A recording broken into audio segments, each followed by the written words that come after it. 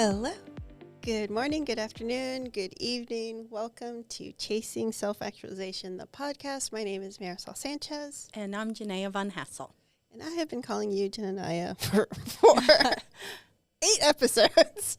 That's how I imprinted it on my brain. A lot of people do. I don't even hear the difference, but Thank I God. know people when they realize that they're like, oh my gosh, I've been calling you the wrong name. I answer to a lot of things. I think it's because of the way it's spelled with the 2 N's, so I feel in my head I have to pronounce both N's. I've had also people say, like, is that spelled right? I'm like, I don't know. That's how we spell it. I'm so grateful that you are back and that I get to see your smiling, beautiful face here. You're too sweet. I missed you. It's good to be back. It's good to be back. So just to catch people up on where I've been, we had such a horrible tragedy in my family. Oh, I'm going to get emotional, but my beautiful sister, Angela, her husband passed away in an ATV accident. His name's Ryan, and I've known him for 20 years. He's been part of our family, a pillar, just a beautiful man. So I was up with my sister and her 4 children, and just sort of experiencing the impact of that with family and loved ones. So I went up to New York for that, and that's where I've been. And I only just came back about a week ago, and glad to be back, but definitely just, and I know anyone who's experienced something, those types of loss, you just kind of look around and everything looks a little different, and you're just kind of acclimating to, what life is now with this new, feeling and some of what's been experienced. But I was so glad to be with my family. Yeah, so. No, I mean, grief is just, it's so unique to everyone, and seeing you experience it back to back. Right.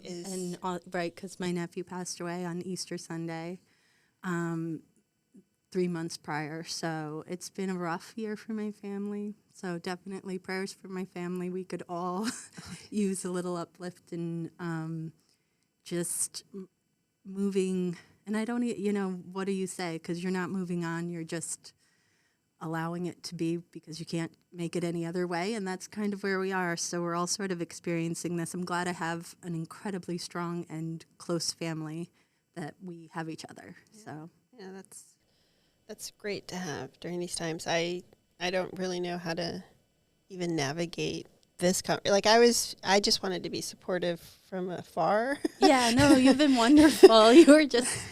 But it's very understanding. So, and I think sometimes when you are experiencing something like this, that these are almost secondhand losses. It's not within my spouse or my children, and so sometimes the expectation is to just move on so quickly. And I'm really grateful that because that's kind of been my past MO, is to just be like, if you can't do anything about it, you just kind of push through.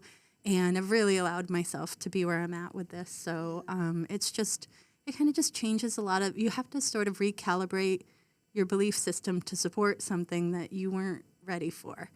Yeah. So that's kind of where I'm at, and I'm just taking it as it comes. And I think the real heaviness for me is just thinking of my sisters and what they're going through and how this loss impacts them, and just loving somebody with all your heart and not being able to make something better for them, and sort of just being like, oh my gosh, something I can't fix or change or do anything about. Yeah. So. Well, I've only known you a short time. We share a hairstylist. So yes. I was telling my hair, I got final haircut, y'all, last one. I was telling her that you just have, I didn't know where you were in the birth order, but your energy is like, I wish I had a sibling like that would be like, I'm coming in and I'm going to not necessarily make it better, but the strength. You were going to bring strength to a situation. And thank you for that. I have 5 sisters and 1 brother, and they all have that energy, and they all were rushed out together. We were all there for my sister, for what little that does. But yeah. My brother was there every day. Very close to my brother-in-law, Ryan. So he was just there every day just to be a support for my sister and the kids. Each of my sisters was there. We were basically like flipping a coin over like who could, like you want to do anything that can be done. But I have, my sisters and my brother are amazing. So they all had that same energy. Like, what can I do, and what needs to be done, and just kind of getting in there and doing whatever can be done. So. Well, while you've been gone, we've done 2 episodes. Yes. We did one with, and you know her, and we have to have her back because I was bummed to miss Shakima. I was bummed to miss that. I love her. Yes. She's such a powerhouse. And I saw her speak a while back and immediately found her on LinkedIn and was like, let's go to lunch.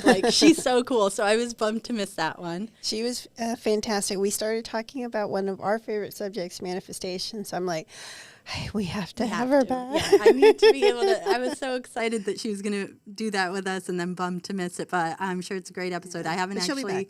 I'm looking forward to. I get to listen and watch these with our viewers, so I'm excited for that. That's awesome. And this episode right now is. I'm super excited. It is Dr. Shirley Davis.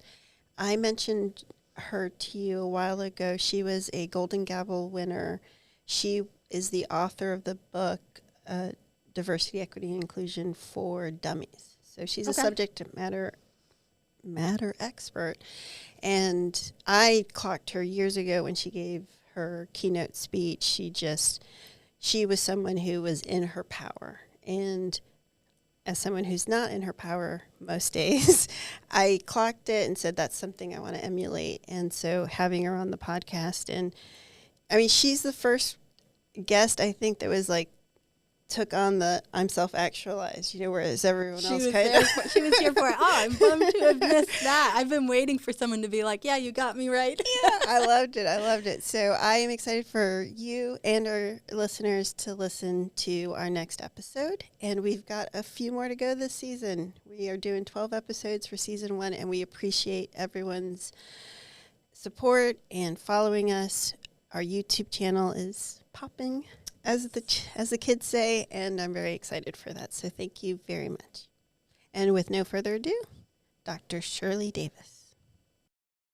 I am excited to introduce our guest for this week. Dr. Shirley Davis is a Hall of Fame speaker, a Toastmaster International Golden Gavel recipient, a popular LinkedIn Learning author, and she's on the national board of the Make-A-Wish Foundation. Yeah. And she is the author of 2 books, Diversity, Equity, and Inclusion for Dummies and Inclusive Leadership for Dummies. I have a list of people I need to gift that book to. Dr. Davis, I want to start out with how I met you, how I heard of you, why you're here, I put your name on a list when I started this podcast. I was actually dialed into the Toastmaster International Convention a few years ago when you received the award. Mm-hmm. And I heard your speech, and I'm going to paraphrase the line, but you said something along the lines of, you went back to get your master's and your PhD, so there was no question about your authority. Mm-hmm. And that, I felt it in my whole body. I got chills when you gave that speech. I'm a Toastmaster for many years. I've heard thousands of speeches, mm-hmm. but for me to retain that, I felt like this is someone who's living their mission. This is someone who God put on this earth to do exactly what she's doing right now. So I knew I wanted you on the podcast. So welcome. Thank you for that's a great story to remember. And that's certainly, part of my journey. And I tell that because I do want it to have the impact that it had with you. And that is that, we all have these journeys that we're on. And there are times when we feel insignificant or invisible or undervalued and overlooked. And there are things that we need to do to take our power back and to try to make sure that we've done all that we can do to achieve the level of success in our own terms and in our own way and not by somebody else. I love that. And that's part of the reason we're doing this is you turn on the TV, you see what's going around in the world. Yeah. What if more people were living their mission? What if more people were doing what they were meant to be doing in this world? And I know that there's a lot of layers we have to get to before we're doing that, but I'd love to hear your personal journey. How did you get to where you are today doing what it seemed to me you were meant to be doing? Well, actually, you hit on one piece of that, and that is I got to where I am because of going through so many experiences that were good, bad, really bad, and some things that things that taught me. I always say too, I've learned how to leverage the lessons, the losses, and also leverage the learnings to become better. I got to where I am today because I learned how to be resilient and how to reinvent myself and how to get out of my head and to not give my power away. I've learned how to love me for who I am and to discover my compelling why, to live my life on purpose because now I understand what my purpose is, and not to let days go by or hours go by that I take for granted, but every day and every hour is a gift that I get to share with the world and to share with others and to make a difference. And I got to where I am today because of my faith. I'm definitely a woman of faith, having great people around me, a personal board of advisors that helped push me, that supported me, look, prayed for me, and helped talk me into becoming the better version of who I am. And I got to where I am today by perseverance and determination and understanding that only I could get in my own way. And so I chose to get out of my way and step into this level now where I'm living my best life every day. And I believe it gets better and better and better. So I've become evolved and self-actualized. And I truly, when I wrote the book a couple of years back, Reinvent Yourself, it's because I did. And then I wrote the book, Getting Beyond What If. It's because I did. And so I write my stories after I have gone through them and now gotten to the other side of them. I love that. I want to take some of that power and learn how to use that. So Yeah. I have a question. This is a theory. This is my theory, is Yeah. that diversity, equity, inclusion, to me, it is not a political issue, but to me now it's a spiritual one.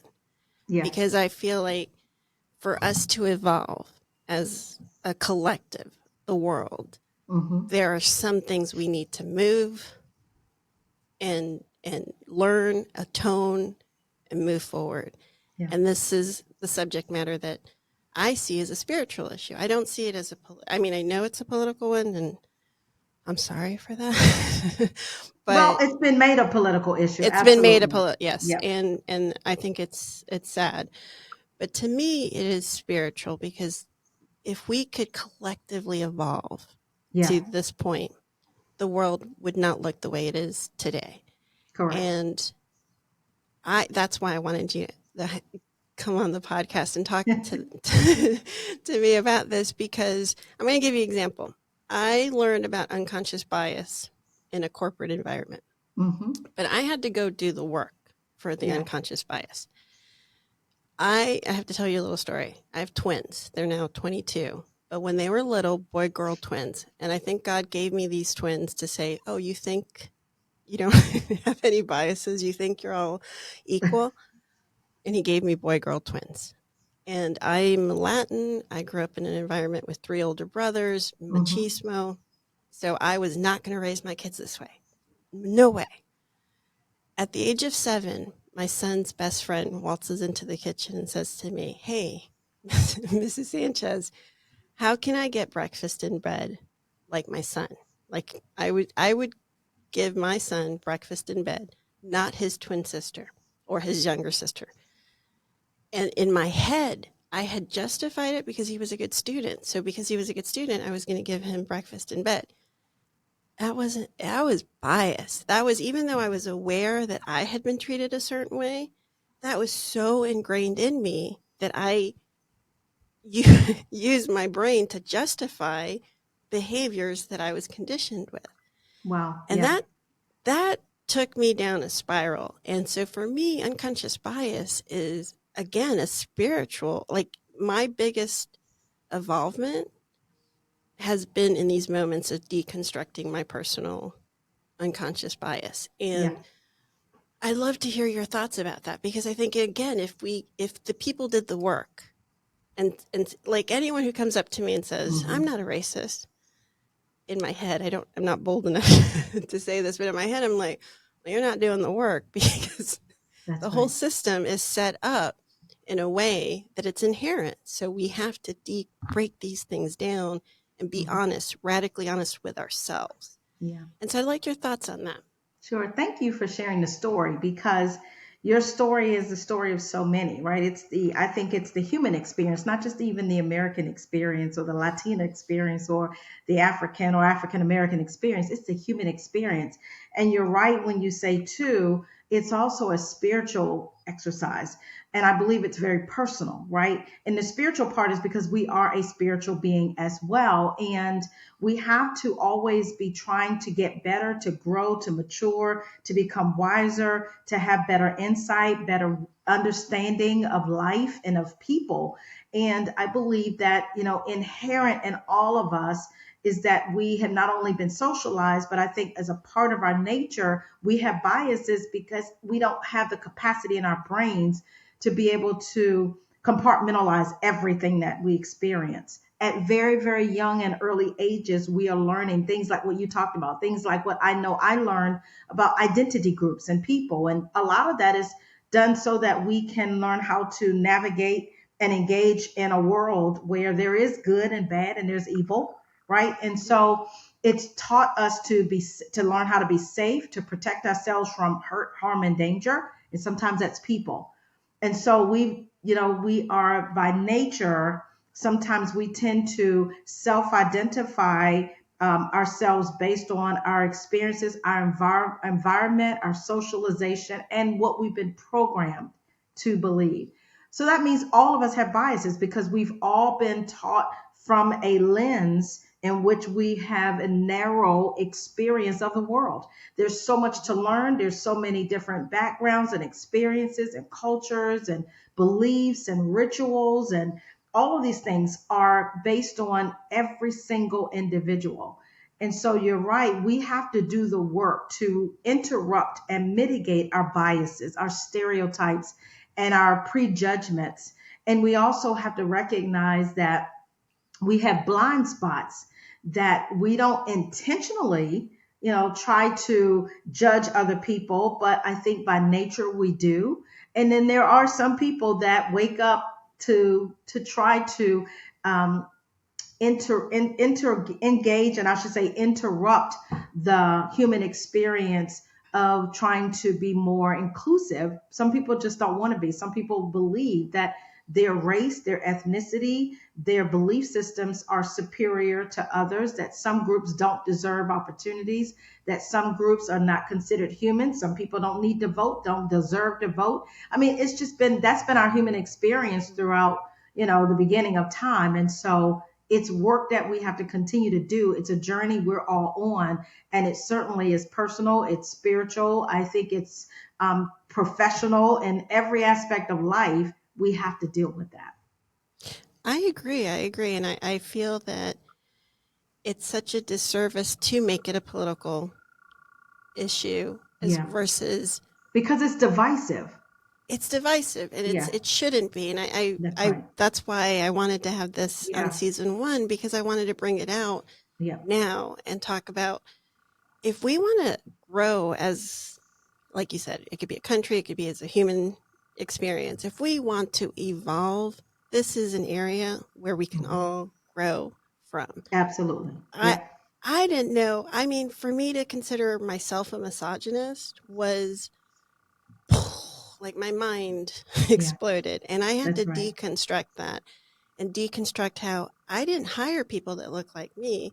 I hired people that looked like my boss, Yeah. who was a white man, because I That's was a right. people pleaser, and this is what I thought the power structure was. And to realize that for most of my career, I was working from this unconscious self, not Yeah. intentionally. If you had not, said, hey, I would have argued that I was the most, feminist, progressive. No, but when you stop and you clock yourself and you go through it, Yeah. and you deconstruct that 0 to 6 and stuff that, you learned, Yeah. you begin to learn, wow, there's so much work to be done.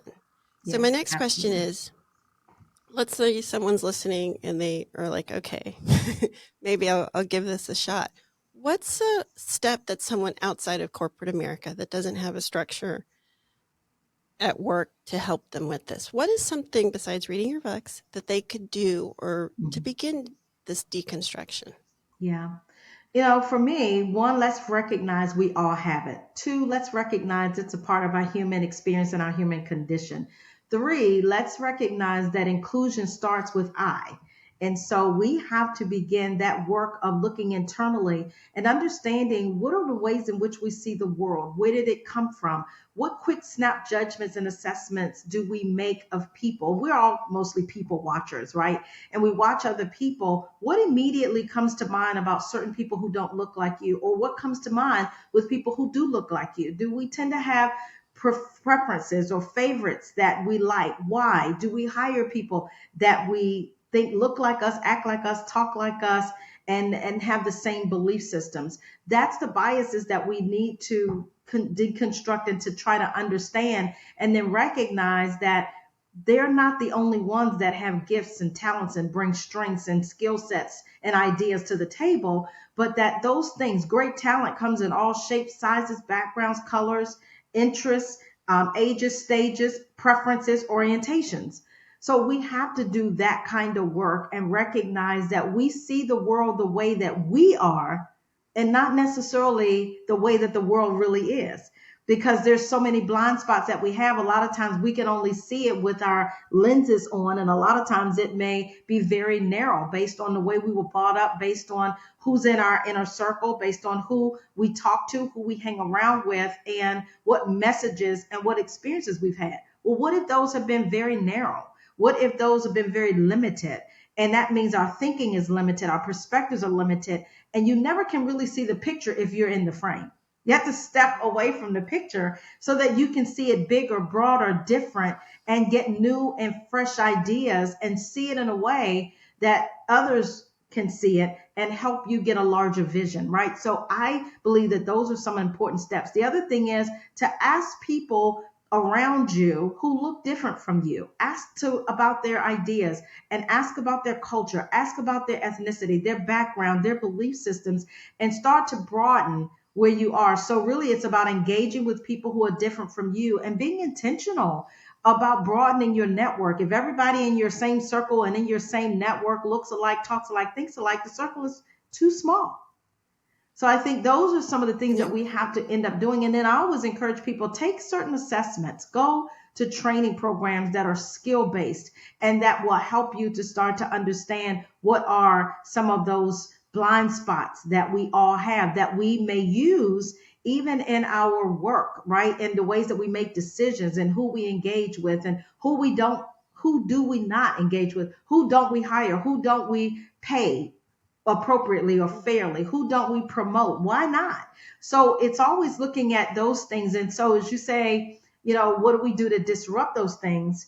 It starts with us and being honest and open and authentic with the reality that the human experience is built around what we learn, believe, and how we've been socialized and programmed. And that means we need to deprogram. I love that. And we do. Everyone listening, Yes. you have to deprogram. That's right. I want to pivot a little bit to your sense of power, because I felt that on the stage. I still remember what you were wearing. It looked yellow. It was a gold dress that I had custom made. Yeah. Yes. You looked beautiful, but I felt your power, and it was a virtual meeting that I was in. I felt your power. How do you, as a woman, I'm still looking for that power. I have moments where I taste it and I incorporate it, but it's something I have to work towards. Tell me, Dr. Shirley Davis, how do I get this power to be sustainable with me? Yeah. I'm letting my gray go because. Yeah. I had given my power away. I was just saying. So many times I would try to be like somebody else. So many times I was insecure. I didn't feel comfortable in my own skin. So many times I believed the feedback, the negativity of other people, even bosses and supervisors who would give me feedback that I wasn't good enough, I wasn't educated enough, I wasn't special enough, and that's why I wasn't getting paid this, and that's why I wasn't getting promoted, and that's why I didn't have a seat at the table, or that's why I didn't have a voice. And after a while of hearing some of that negativity, you begin to believe some of it. And so I felt that level of insecurity and lack of confidence until I recognized that I had given so much of my power away that I didn't feel like I was being my true authentic self. I felt like I was covering, and I felt like I was trying to be somebody else so that I could be accepted. Everybody wants that sense of acceptance and belonging, until I had this rude awakening that I wasn't living my true and authentic self. And I wanted to be that. I wanted to be true to who I was. And so when it took the work of really doing the reflection and the introspection of what is my why, what am I passionate about in life, and when I started doing more of that and started to say, you know what, I've listened to other people so long tell me that I'm not good enough for this and I'm not good enough for that, but there are some things I'm really good at. There's some things that I really know that I'm called to do. There's some things I'm gifted at. Every one of us has specific gifts. And when I started tapping into that, I started recognizing that when I'm at my best self is when I am living and doing what I know I'm called to do and gifted to do. And I started to feel stronger and stronger. Here's the other thing. I got out of jobs and stopped working for bosses and supervisors who could see the worst in me and not the best in me. I started working for companies where their culture really did breed equity and opportunities and growth and advancement, and they did see my potential. And I got growth and training and development opportunities. I started looking at my inner circle and got rid of some people, because I do believe that those who you have as closest to you, who are speaking in your ear gates and in your heart gates, you need to have people that see your strength, your power, your greatness, your goodness, your heart, your soul, and your gifts and talents. So I had to change a little bit of the people that were around me and get some very positive people. As my mentor used to say, get rid of the NIOPs and surround yourself with the OQPs. The NIOPs is the negative influences of other people, and the OQPs is only quality people. So that's what I did. And so I changed the voice. I changed the conversation. I changed the crowd of people. And that helped me to change my environment. And I became stronger. I became better. I started liking and then loving who I was. And then I realized that who I was in my most authentic self was a blessing to other people. It was inspiration to other people. And I could wake up every day now and not have to cover, not feel like an imposter, and not feel like I had to put on a Superman outfit or a Supergirl or Wonder Woman outfit. But I could wake up every day in my strength and in my power and in my passion and in my purpose and be my best self. I love that. Do you have any practices in your daily life that we can, you can share with us and I can steal? Yeah, so for me, do what you love to do. So for me, I moved to Florida, to Tampa Bay, because I know that my happy, peaceful place is by the water, is by the ocean, the beaches. I used to live in Washington, D.C., and I can tell you I was feeling drained a lot, burnt out a lot, overwhelmed and stressed a lot, because I was always in traffic. I was always in the hustle and the bustle. I didn't feel like I could ever kind of get through certain things financially, because there's a higher cost of living. And I thought, you know what I'm doing now in speaking and writing and training and coaching and keynoting, I can do that from anywhere. So I need to be in the right environment. And so that helped me too, get in the right environment where you can thrive. And that means in the right environment in your job, the right environment in your home, the right environment in your geographic living location. Location is everything, right? They talk about that even in real estate. But I believe that about life is that where you are located, and that's a mental, emotional, and a physical location, means a lot. So that's one thing. Get to your happy place. Take time off, take time away, take time out to really always get to know you. You're growing, you're continuing to evolve, you're continuing to learn and experience things learn how to process life, learn how to process the things that make the most sense, and process things you've been through so that you can learn from them and say, what did I do that I could have done differently? Why did I get myself in that situation? Why did I even make that decision? That was dumb, right? So I learned how to have conversations with myself. And then the other thing I think too, what's really important for us to be in that place and space is to journal, right? Journal is very cathartic. And for me, it helped me to think through things. I had to get over my fears. So I started outlining and writing out the things that I feared the most, that I didn't want to try in life. I didn't want to feel stuck anymore. But here's why I was stuck, where I was procrastinating at. And I would write those fears down. And then I started to say, okay, if this happens, then I'll do this. This is how I'll respond. And what I started to find out was I found out that those things that I worried the most about or thought that would happen never really did. And so I got to a place where I said, you know what? I'm taking my power back, because I am not going to be in fear of the things that probably won't even happen. And if they do, I've got a strategy for how I'm going to respond. So it was some of those things, right? Getting to your happy place, doing the introspection, journaling, and making sure that you overcome and conquer the fears and the things that keep you from living your best life and achieving your dreams. I have a question. It wasn't planned, but hearing you speak, I was like, I've got to ask her this. So something I trip up with is being humble. Like, that was ingrained in me through my spiritual training, to be humble. Yeah. And I find myself now, I'm going to be, I keep pointing to the gray hair because I'm letting it go gray naturally. See, now you're making me point out a little bit of mine too.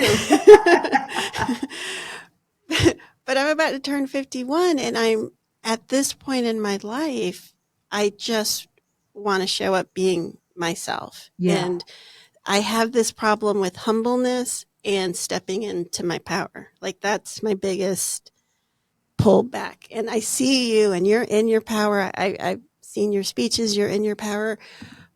Can you talk to me about that? Like, what advice would you give me about how to navigate being humble and being in my power? And again, I'm not sure for me that I see being humble and exercising humility as boasting and bragging, right? It's, for me, I see it as you can be strong and powerful and confident and also humble. And I see myself as that. Humble being that I recognize that I didn't get here by myself. I recognize that it took a lot of prayer, took a lot of support of others. It took a village to help me get to where I am. That's humility. But at the same time, I'm owning my space and my place. I believe I belong. I believe that we all have a gift and a talent, and we were created to bring blessings and to be a impact and inspiration to those that we're assigned to in our world. And you have to do that with a level of confidence and ownership and responsibility. But you can still be humble, grateful, and you can still be meek and mild at the same time. That's strength for me. I believe that is a sign of strength. So I think it's just in the way you define being humble and exercising humility. Whereas I see the other side of that, which can be negative or flipped upside down. When you're not humble, you're being braggadocious and arrogant and selfish and self-absorbed, and you count everything that you've done accounted to you, that you're the big kahuna. But I recognize for me that I've only become a giant in being grateful and helping others and owning it with a level of confidence. Yeah, I think my humility has been used against me in my upbringing and in my life. So that's where my As my parents used to say, don't get the big heads, or don't think you're more than you are. And I don't Who think do you of think you myself are? more than what I am, right? But I appreciate who my creator, who he built me to be, what he put on the inside of me. And I have to walk in a level of confidence that I am being myself and being the best version of who I can be. I love it. I love it. Okay. 2 more questions and Sure, this is great. we'll go back Thank to vacation you. time. So I want to understand, I'm in Wilmington, North Carolina. So it's an interesting It is definitely an interesting place to raise children. They were born and raised here.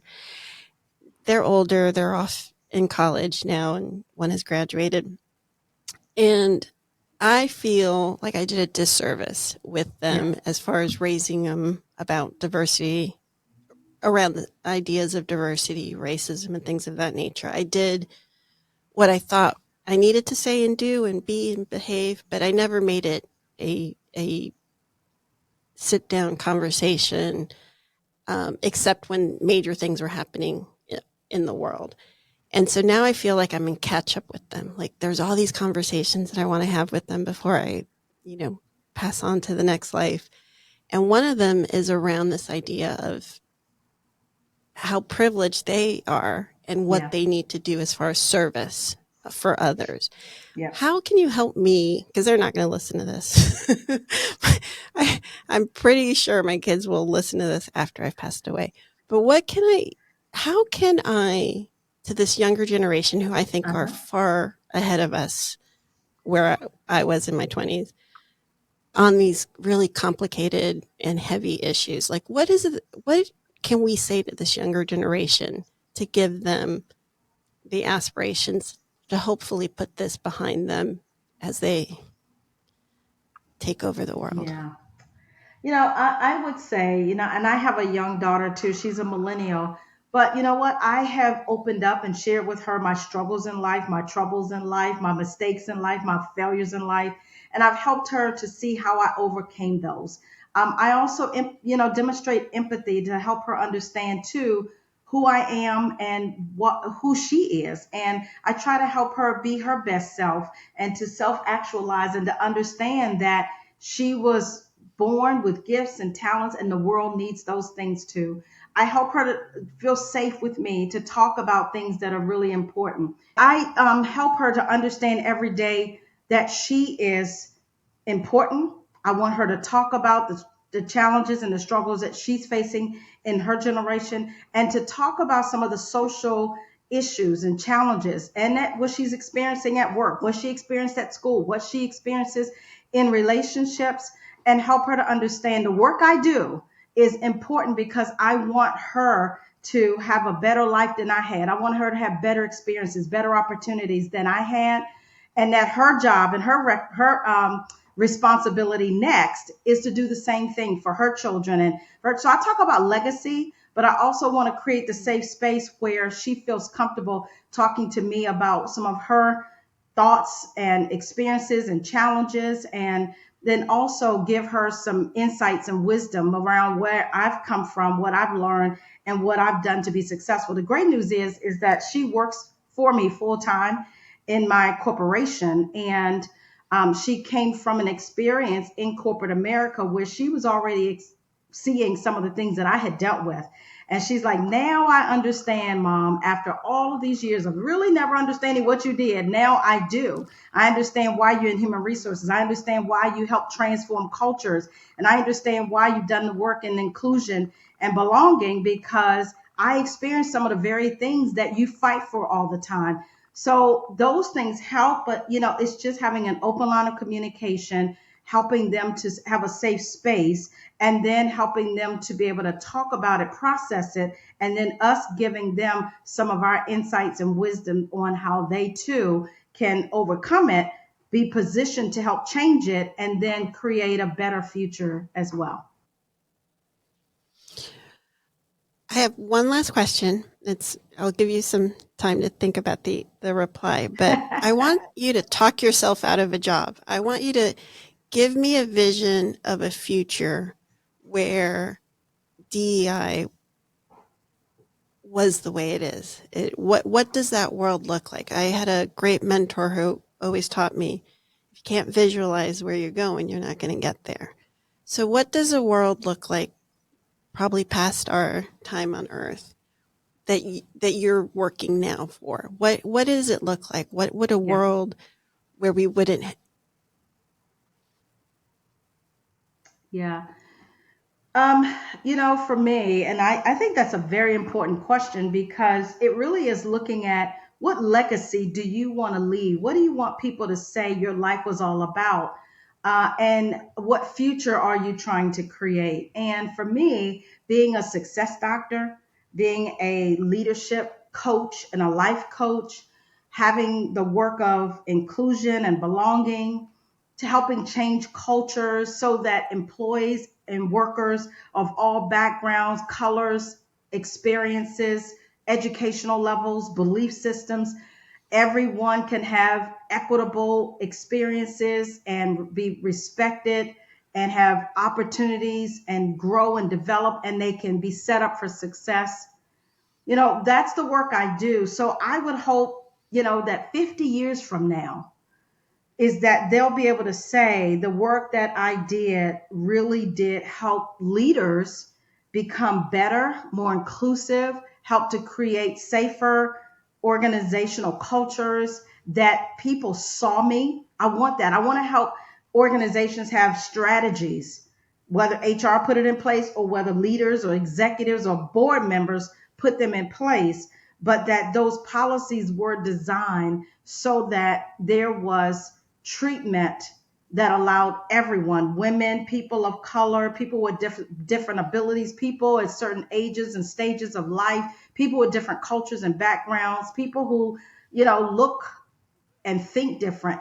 I would hope that their policies and strategies that were put in place because of the work I did, because of coaching I provided, because of thinking that I helped them to transform, because of ways and behaviors that they changed, that the company, the culture, the environment, the community was better, that people now feel seen, valued, heard, respected, and safe, regardless of what they look like, regardless of where they came from. I hope that, 50 years from now, we have laws and regulations that are in place that allow people to still be able to have liberties and rights and opportunities that are not designed for the rich or the wealthy only, not designed for the white and the male only, not designed for a dominant group, but designed for a person, a human, an individual. And I hope 50 years from now, my daughter can say to her children that your grandmother worked in this space, and what she left behind were books, tools, resources, strategies that we're living on today, that you get to enjoy. Your life is better because of the work that your grandmother did. That's what's important to me, is that there's a legacy that lives on beyond just my human existence today, but that in the future, years from now, people will read my books and they'll say, gosh, she lived 50 years ago and she sees me. She heard me. She understands my experience. She understands my humanity and the tests and the trials and the troubles I'm going through. She's speaking to me through this book that she wrote 50 years ago. That's what I want the future of this work that I do and my own existence to look like. From your mouth to God's ears. God bless. Thank you so much for taking time out of your vacation, for joining on a new podcast called Chasing Self Actualization. It was just a little gamble. I said a little prayer, sent you a LinkedIn message, and I said, I hope she comes on, and you did, and I so appreciate it. So thank you so much. Thank you for having me. Thank you for allowing me to come in from the beach and just to jump on this call, and now I'm going back to my happy place. But I appreciate the honor of being a part of it. I wish it much success, and I hope that 50 years from now, people are listening to it and saying, wow, you know what? That was a great conversation, and I'm inspired to go and be better or to do different things. God willing. Thank you so much, Dr. Shirley Davis. My pleasure. Thank you. Take care. And that is another episode of Chasing Self Actualization. Thank you for joining us. Please make sure to like and subscribe and follow us for more information. And to learn more about our guest or what we're doing next, you can check out our website at ChasingSelfActualization.com.